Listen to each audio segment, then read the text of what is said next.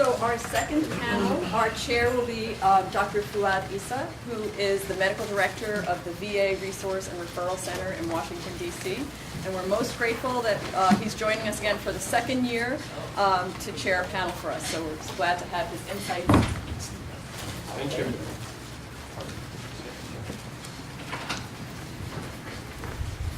Thank you. I am honored to be here, and I'm actually very excited to be here because I learned a lot last year, and I'm learning even more now.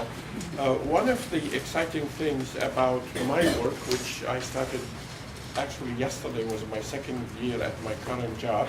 Before that, I was in the private world, is I get to learn, and I have learned quite a bit in the last 2 years. So the forum is a wonderful idea, and I would like to thank you again for getting us started with the forum. And that is the most important part for me, is this interaction between homelessness, poverty, and health. And that's what is very interesting. So we have in the next panel, we have two speakers presenting. The first one, and both of them will focus on the medical aspect of homelessness, and maybe one of the questions that was answered earlier about physical versus psychiatric illness will hear some light shed on that point. But before, I would like to touch on the first speakers, and I have not seen the presentation myself. I just read the abstract like you have. But I do remember about a year ago, Prime Minister David Cameron of Great Britain, in some event about the budget, made in my mind, a very, very important remark, and that is that delivery of health care should be, from now on, bound with the social services, that medicine should not be practiced in a vacuum. And for me as a physician, that's really a very important point. We cannot, so the first speaker was going to talk to us about the service learning from Georgetown University here in town, and that will be Dr. Kim Bullock.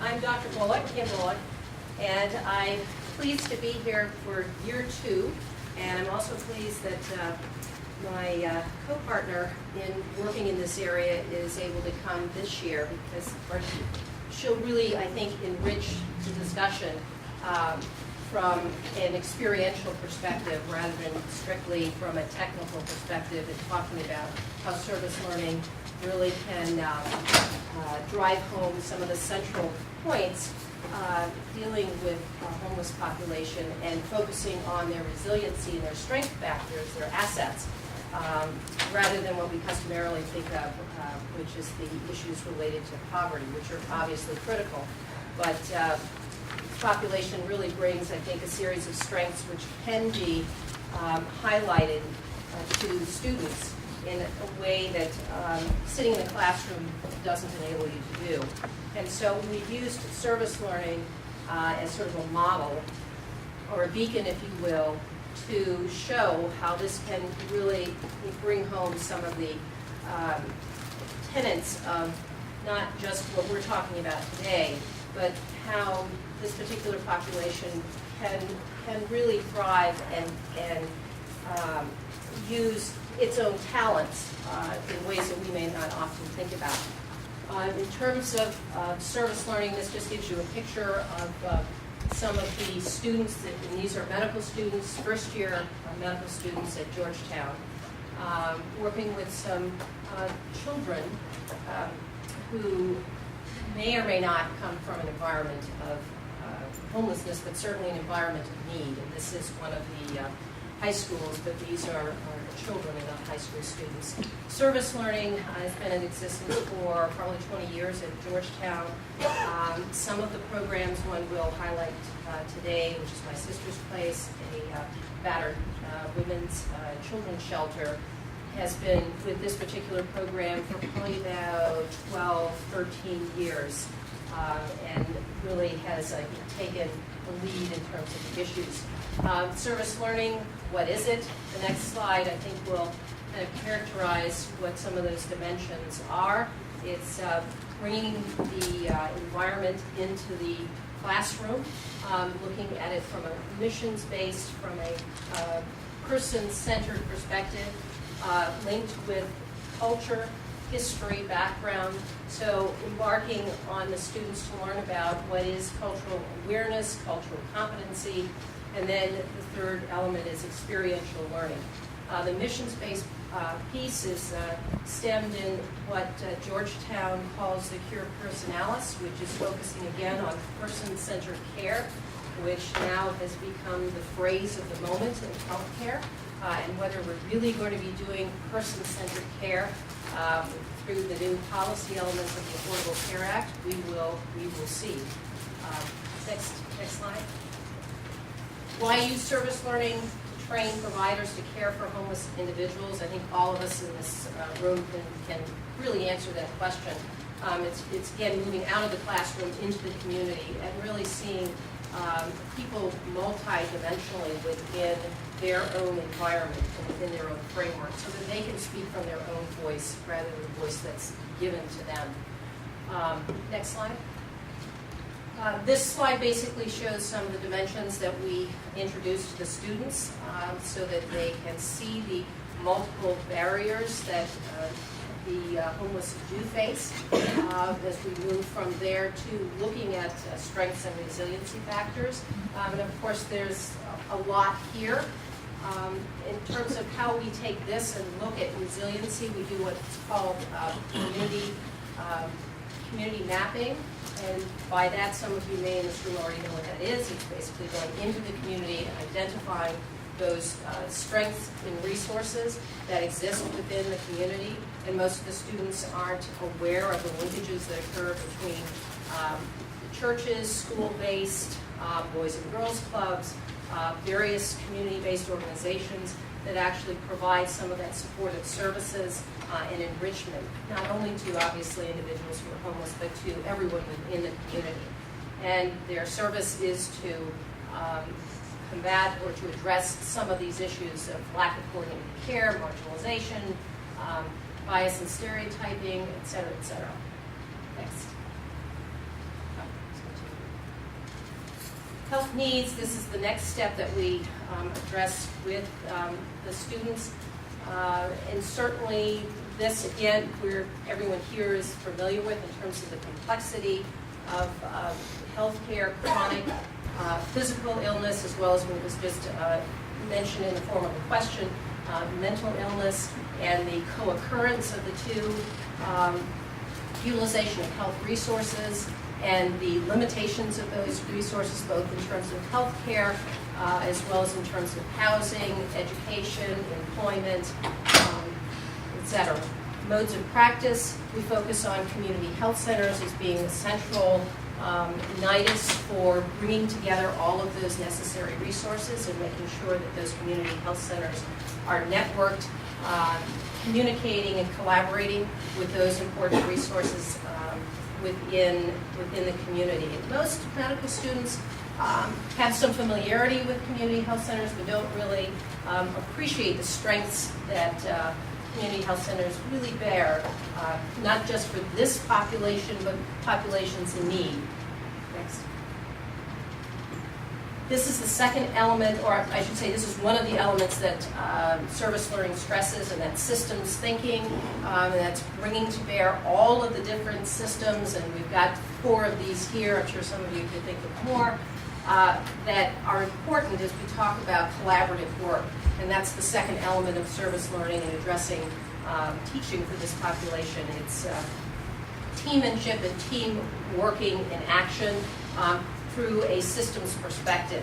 The physician nurse practitioner, physician's assistant is not just the leader of the ship. We sort of come into medical school and serve as doctors thinking that we are the leaders and sort of the preeminent member of the team, but it really is a collaborative effort, and it really should be a horizontal discussion rather than a vertical discussion. And this is something that we instill through this type of systems thinking, as well as a team approach to interdisciplinary learning. Next.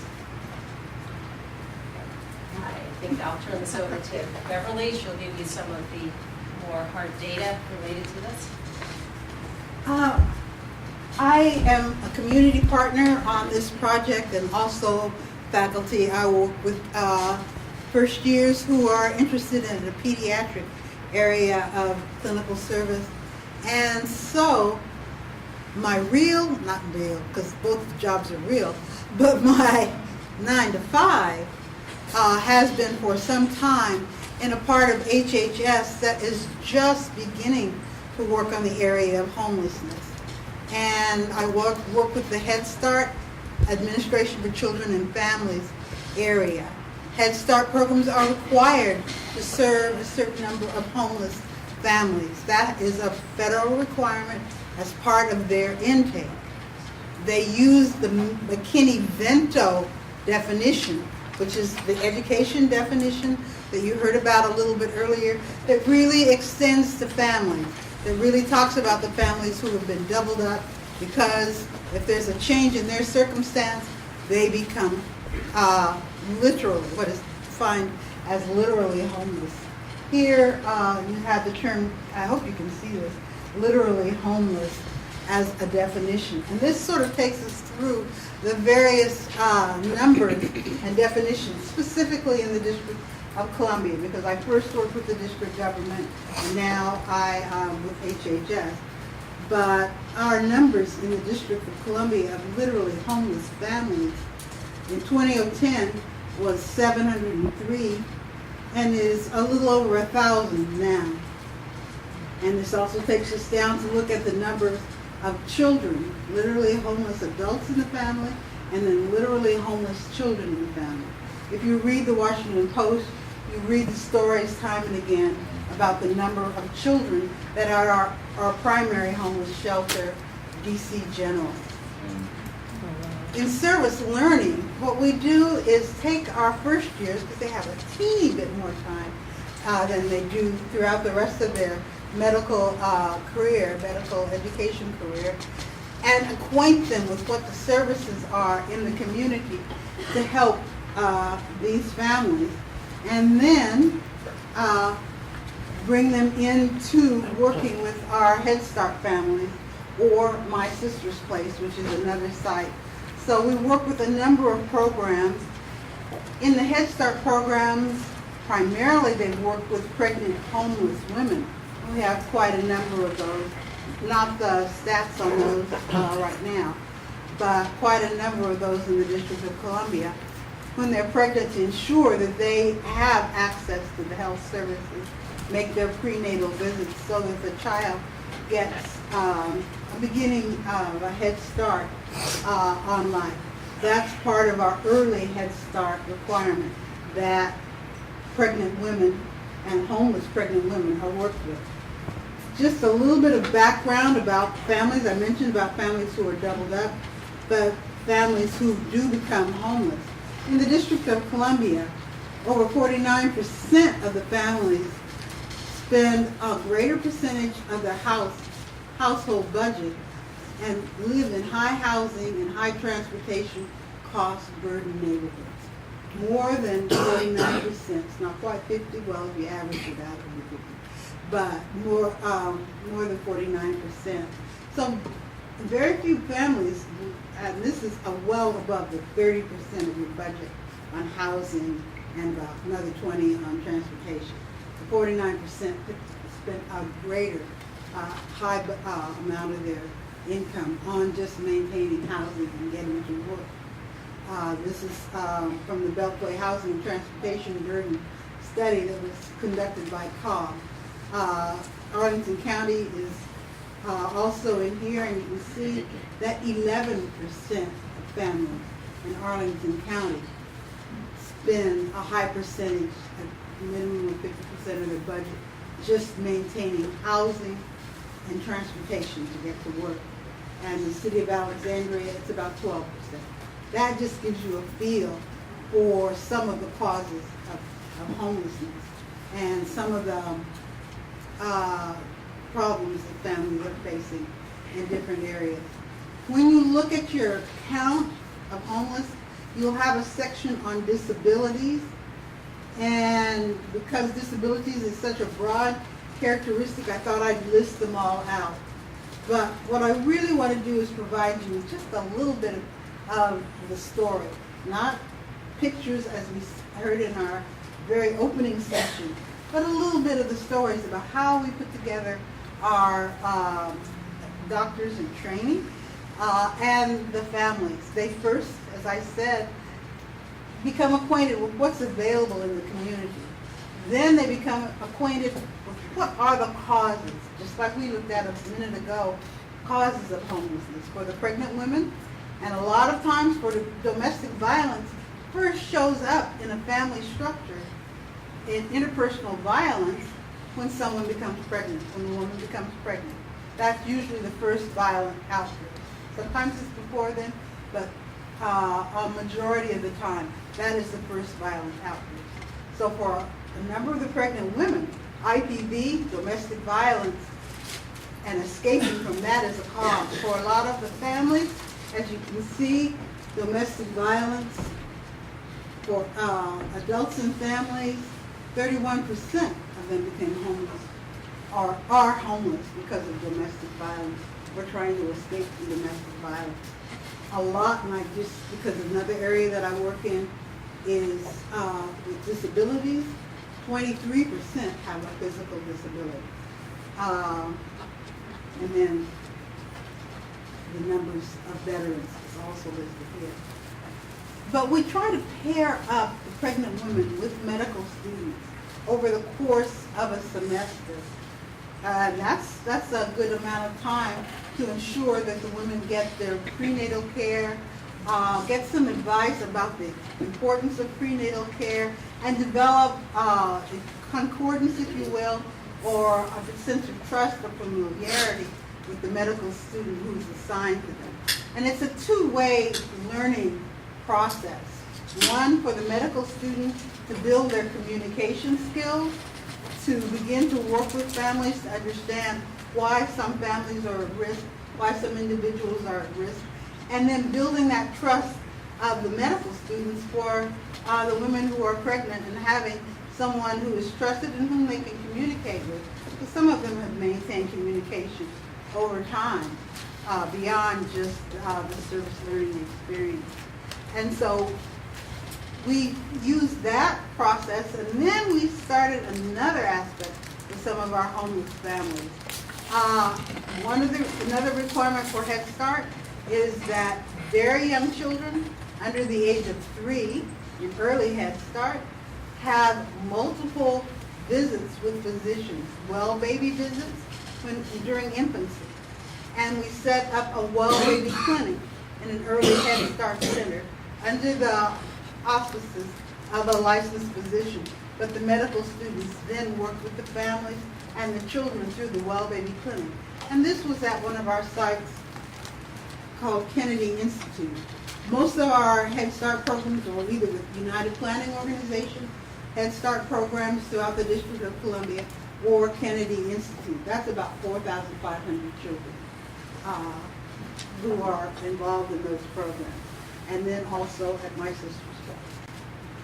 I don't know if you have any questions. I think I came in within the time frame. One thing I'll mention about my sister's place is it's a little bit of a different framework in that the students actually take the requests from the women in terms of what their interests are, and then provide a health presentation to them. And so it becomes a dialogue with them about the women's health issues that are important to them. Some of the topics relate to contraception, they relate to women's health for screening, it could be domestic violence, sexual assault, and they really begin to learn a little bit more about the families and the women and how they actually live and struggle with the problems that they exist with. So, and that's about a 10-week session that they have. And it's 8 students with about 12 residents. And it really is a vibrant opportunity for them.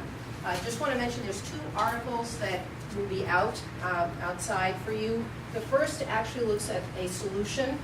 We talk a lot about homelessness, and we also want to look at the solutions. And there's a physician some of you might have heard about because he just won the MacArthur Award, called Dr. Brenner up in New Jersey, Camden, New Jersey. And he developed what we're talking about, multidisciplinary center and approach where individuals who leave the hospital discharged, they may be discharged to a shelter or to some other temporary residence, and they are captured and immediately placed within what's called a medical home team, which is exactly what we're all familiar with in terms of social services, pediatrics, housing, expertise, etc. And for about 90 days, they receive intensive treatment, this wraparound program that enables them to develop self-sufficiency skills, etc., so that it helps to decrease their rate for homelessness to continue or readmissions into hospitals. This has been going on for since 2002, and the outcomes from his particular work have been dramatic enough that it's now being developed in other jurisdictions. So that particular article, I think, is a really hopeful article in terms of a solution based from healthcare. The second looks at diabetes as a chronic disease within this population and how do individuals manage. And it basically looks at 3 women, 3 different situations, and how they have managed with their diabetes in spite of their homeless situations. Thank you. Thank you, Dr. Bullock, Dr. Jackson. I'll ask you to hold the questions like we did in the previous session, and we'll have another Q&A at the end. Before I start, is Joshua Rodriguez here? Thank you. Okay, so the next talk is from the VA. There were 2 initiatives that were started a few years back, 2 years ago, 3 years ago. One, where I work, is the Community Resource and Referral Center, and another one is the HPAC, which is the Homeless Patient Aligned Care Team. That is a clinic, a homeless clinic. It's a medical clinic. My colleague here from Washington, Dr. John Sutter, is with me in the back. So our 2 speakers, Dr. Tom O'Toole, who's the senior author, not you, I know. Dr. Tom O'Toole, you're too young. Dr. Tom O'Toole is a wonderful gentleman. He used to be here in DC. Now he's at the VA in Providence and works at Brown. So you're from his team. So why don't you come and present to us, please, your findings. This is Joshua Rodriguez-Srednicki. Srednicki, yeah. All right.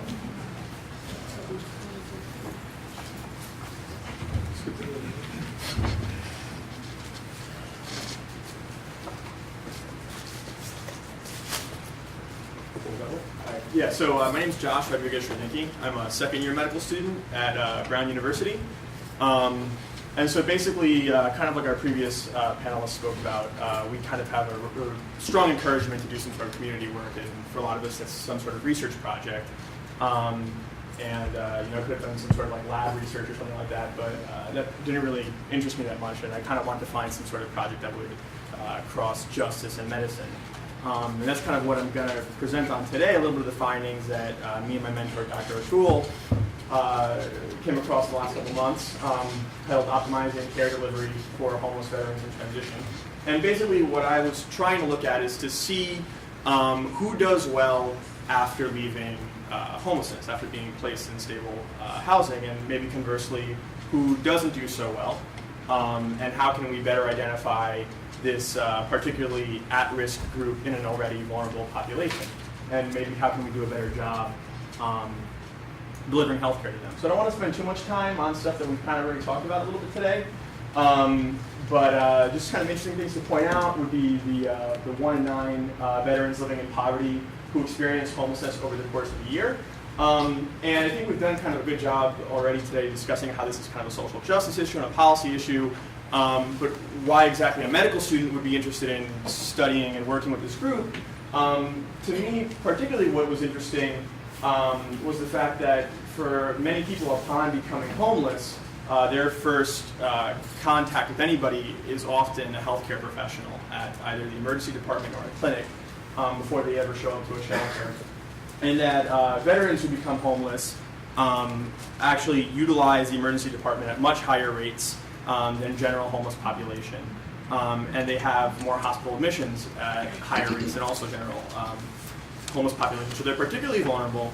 And they're also experiencing almost 3 or 4 times higher rates of mortality than the general population. So it's clearly a healthcare issue. And the thing that was really interesting to me was that in many cases, for many of these homeless veterans, these higher rates of morbidity and mortality continue to persist even after they achieve housing. So I think somebody earlier mentioned homelessness as the trauma, which I really liked a lot because it seems that that experience of homelessness may have an adverse health outcome later on down the line after you no longer are a homeless individual. And so one framework for kind of looking at this would be considering homeless-driven adverse healthcare outcomes that are influenced by sort of 3 kind of big picture factors here. So biologic factors, environmental factors, and behavioral factors. And these all sort of inform one another through kind of a greater picture of social determinants of health, socioeconomic status, things like that. But basically biologic factors that would drive adverse health outcomes would be things like accelerated cell death, increased levels of stress hormones, micronutrient malnutrition, and environmental and behavioral factors would be things like medication noncompliance, living in dangerous areas, being exposed to assault or trauma, things like that. So basically, what I worked out of was the HPAC in the Providence VA Medical Center. And so this is a homeless, it's a homeless-oriented clinic. And basically, it's an open access model, so a patient can kind of come in and leave whenever they want. The clinic's open 5 days a week.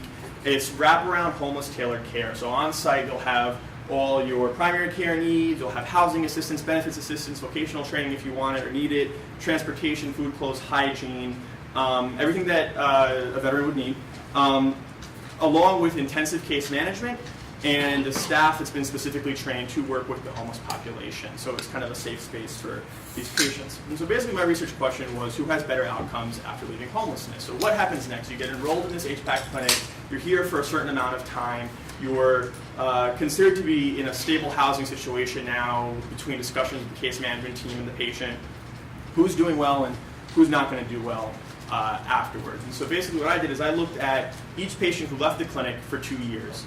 So this was a naturalistic observational study of homeless veterans. And in terms of the basic baseline data for the patients, I used an intake that all patients were given upon their first presentation to the clinic. That was a face-to-face interview, and it basically assessed all sorts of different demographics, their housing history, how long they've been homeless, what's their social support like, what's their access to food, or what's their education level, have they been incarcerated, things like that. And that every patient was given upon presenting to the clinic.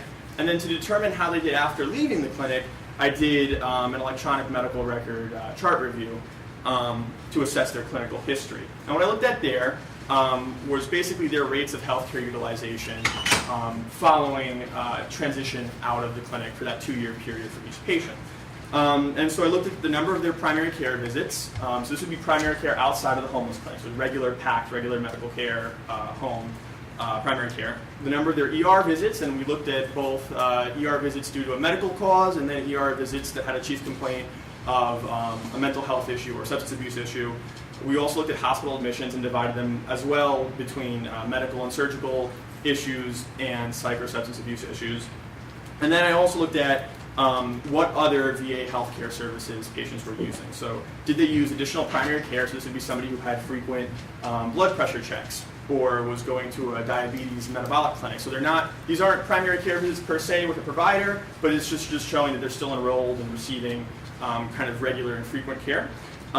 Patients who are using mental health services and substance abuse treatment, patients who are enrolled in specialty medical clinics afterwards, and interestingly also patients who continue to use homeless support programs outside of the clinic model post-transfer. So this would kind of show maybe a resurgence of housing instability after leaving the HPAC.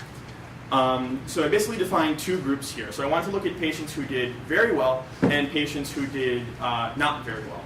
And so we defined a successful transition as a patient who had no acute care usage in that 2-year period. So you've left the homeless clinic and you don't have any ER visits and any hospital admissions for 2 years. And in addition to that, you also have 2 or more primary care visits, so you're enrolled in regular primary care. Patients who had less successful transition were defined as people who had very high volume acute care use. So these would be people who've had 4 or more ER visits or hospitalizations in that 2-year period. And they may or may not have had primary care. And so this left me with 2 groups, about 18 patients and 26 patients. And here's kind of a visual of how that happened. So basically there's 329 patients who left the Providence HPAC since 2007. 51 of those patients left less than 2 years ago, so it wouldn't be fair to include them in the study. About 168 of them have incomplete files. So these would be patients who've either passed away, patients who've received a substantial amount of health care outside of the Providence VA, so we didn't look at external medical records for this study.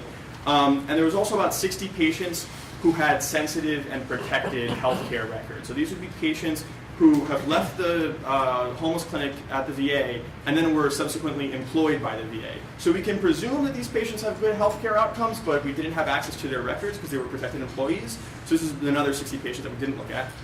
They left us with about 110 former HPAC patients and subdivided into a group of 18 who had a very good outcome and a group of 26 who had a very poor outcome.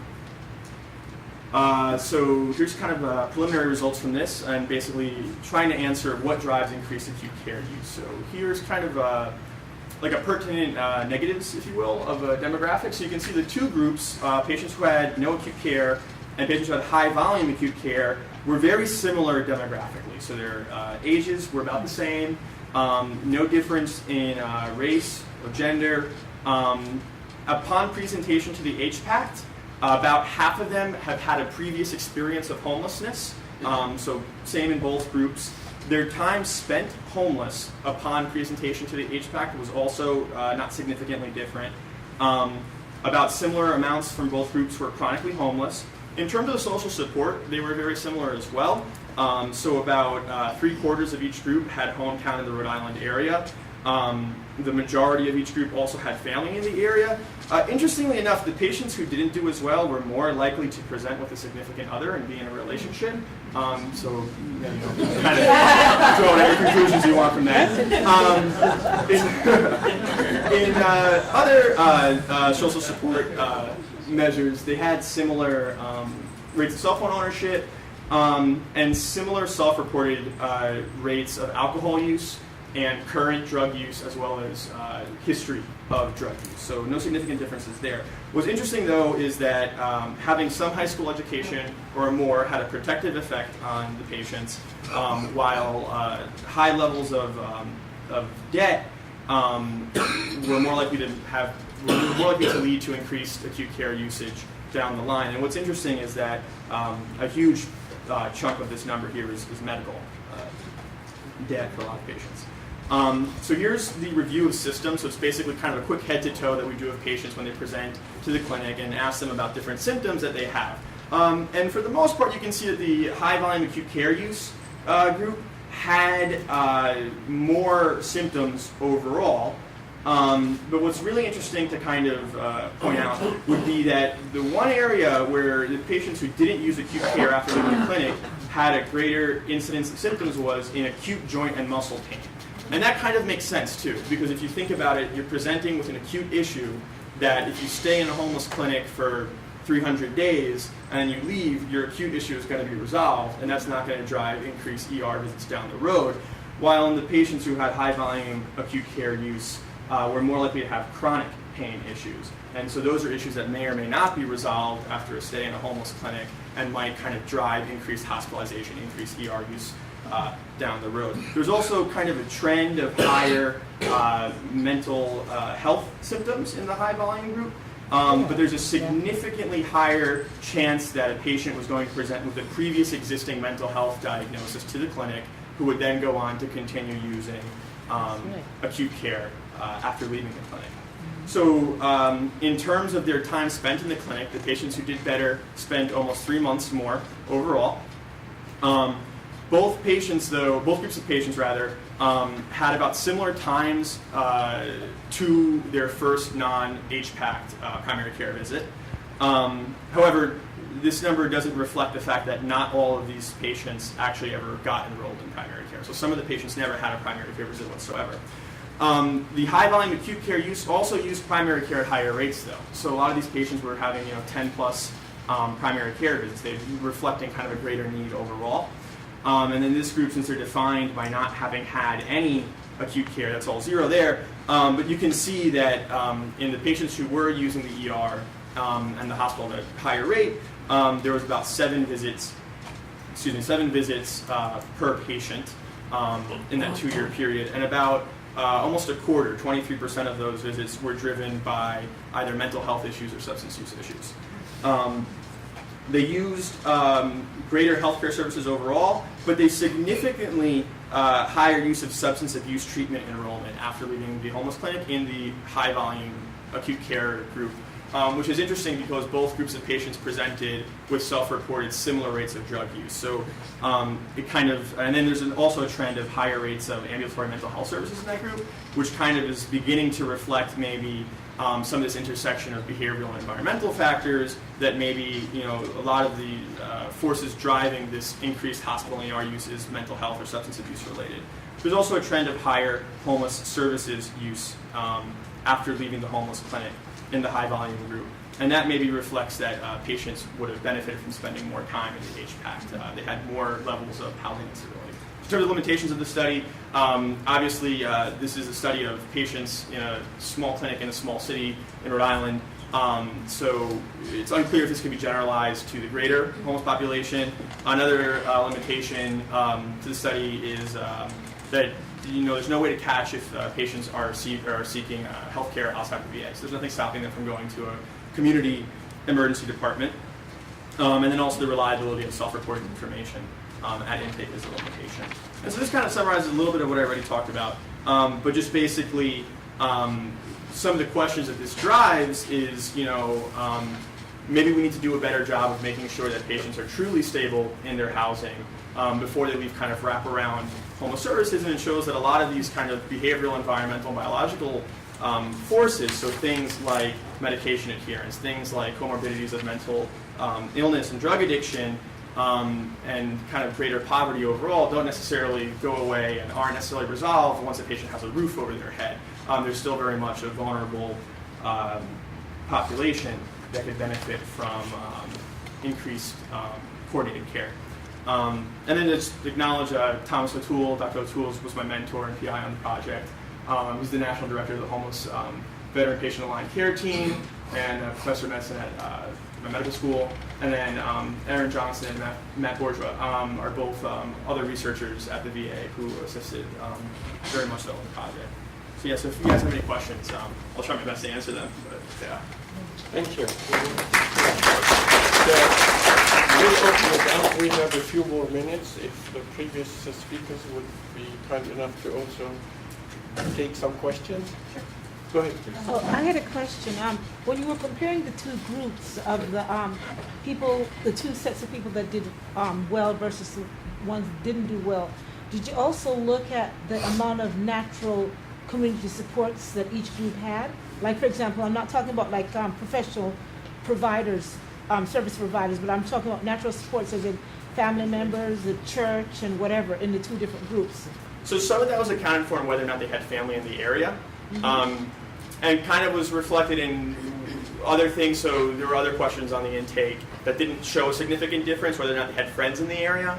That wasn't significantly different. The only thing that really stood out was the kind of little blurb about having a significant other. We didn't look at church or community involvement in other ways.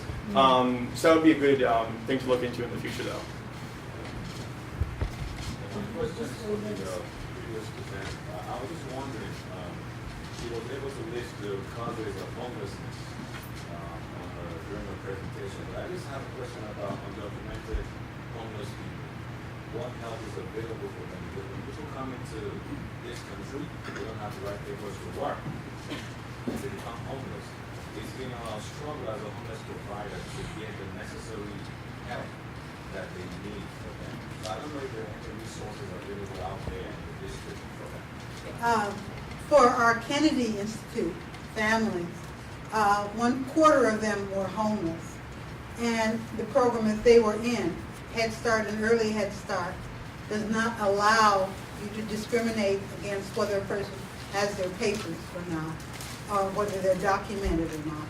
So the families got the full range of services. We, the staff, not the medical students unfortunately, but the staff at Kennedy studied immigration law and had immigration counselors so they could get them to the right resources. But that's just for those families. At DC General as a whole, I am afraid they have to be documented. I'm not positive about that. And for the women who were at my sister's place, there is a series of resource areas for them that are not just focused on the immigration piece, but it's also focused on resettlement as well as legal advice and legal support as well. So there's about 3 or 4 that are actually closely aligned with our program actually, but there are others that specifically do target for battered women. Can I just say in DC, I'm pretty sure in DC that with local dollars and in programming, they don't discriminate against No local, on not the whether local. people have papers or not. Right. I'm pretty sure. We'll take a question here. I was just a little bit curious as to why your population is limited to white male veterans. So I think part of that is just a reflection of. Could you repeat the question? Yeah, so the question was why the population was limited to white male veterans. Oh. And I think that it just kind of reflects a big chunk of the population that flows through the Providence VA. So that wasn't anything that we could alter anyway. That was just the reflection of the patients who left the HPAC and who presented. But yeah. Yeah, males I know in, you have a sizable. Sorry? I know you have a sizable population of other racial and ethnic groups in the Absolutely, yeah. area, so that's why. Particularly female veterans also were very well reflected in the study too. So. correct. Female veterans, when we compare notes with the rest of the national report for the CRRCs, the Washington DC has the largest percentage of female veterans who come to our center, and that's 15%, and we're by far. So yeah, I mean, unfortunately, the numbers are biased to start with. Hi, my name is Thomas Hood, and I'm homeless.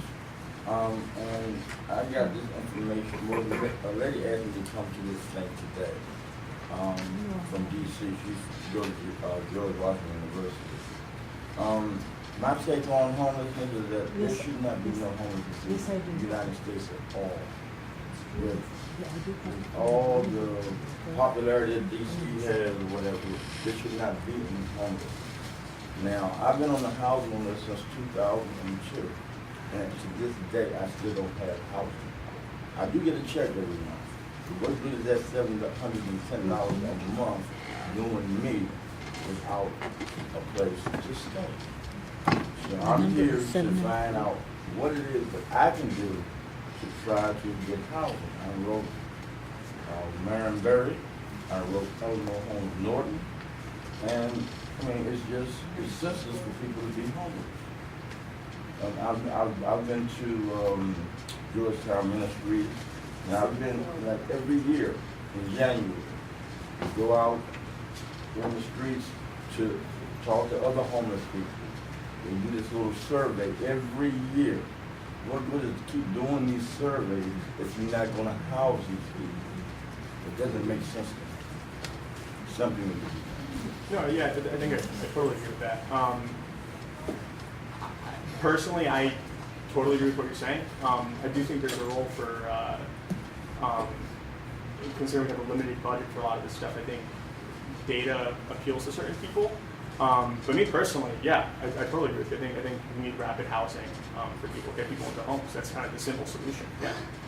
I was actually going to just mention that I'm not going to out anyone here, but I did invite some folks from DC who are involved in this particular discussion, the narrative looking at rapid housing, and the money that actually has been released to look at that as an alternative. And there's pros and cons with that particular methodology. But certainly there are some new things that are coming from district government, and I know that Erin has been behind some of those new deliverables. So, it's something that I don't know if she wants to say anything. I have to put a plug in for the VA also. Are you a veteran, sir? No, I'm not a veteran. Okay. But I always tell people that I run into, okay, it sounds to me that you've done everything that you should do, but as a rule, the wheel that squeaks gets the oil. Okay, so keep squeaking. Right. Unfortunately, the resources are limited, and we just have to keep trying until we get you in. I would try to help. Yes, ma'am. Thanks. My name is Nakama Maslansky. I work in the advocacy department at SUM, so others might eat, which serves homeless people, 11,000 homeless people a year in the District of Columbia. And not only do we provide comprehensive direct services, we also do public policy work. So in that capacity, I want to speak to everyone here. You all can be the squeaky wheel. In the District of Columbia, we're working with other folks in a Housing for All campaign to make sure that people at every socioeconomic level have access to housing, whether it's emergency shelter, supportive housing, permanent housing without supportive services, and home ownership. And if you want to be part of that campaign, please just contact me at advocacy@some.org, SOME.org. And a couple of words about what is happening in the city. We do need a lot more resources for every level of housing, short-term and long-term, supportive housing and non-supportive housing. There are additional new funds in fiscal year 14 in the District of Columbia for the Housing Production Trust Fund to stabilize it. That provides capital for the purchase of land and renovation of buildings and preservation of affordable housing, including for folks at 0 to 30%. There's also additional money for the local rent supplement program, particularly project and sponsor based, which means units that will be available for extremely low income people to rent. They're owned by organizations such as Jubilee Housing and SUM, and people can stay there for quite a few years. It will be affordable housing for 40 years. We're trying, in addition to all the other shorter term programs, we advocated successfully for pilot projects for the first time in the District of Columbia for this year for emergency rental assistance program to be extended to homeless individuals and not just families, and similarly for the rapid rehousing program to be extended on a pilot project basis for homeless individuals as well as families. There's plenty to advocate about and for collectively, we really do need to have a lot of voices, experienced people, experienced because we're providers, experienced because we're researchers, experienced because we're citizens, experienced because you're experiencing the problem yourselves. Everybody's voice really is needed. And one little tip, the council members and their staffs and the mayor's office and their staffs consistently told us that they take seriously. Let me turn it around. They don't take seriously an issue until they hear from 300 people. So we need to make sure that they get 300 phone calls or 300 emails every time they have an important decision to make. So please contact us with what you have in your participation in the case. Thank you. Thank you. We'll end at this point, and I think there's a break for 15 minutes. Yes, thank you very much to all our panelists. At this point, we have what might be a much-needed coffee break. So a little caffeine is out there, and we'll reconvene at 2:30 for our third panel.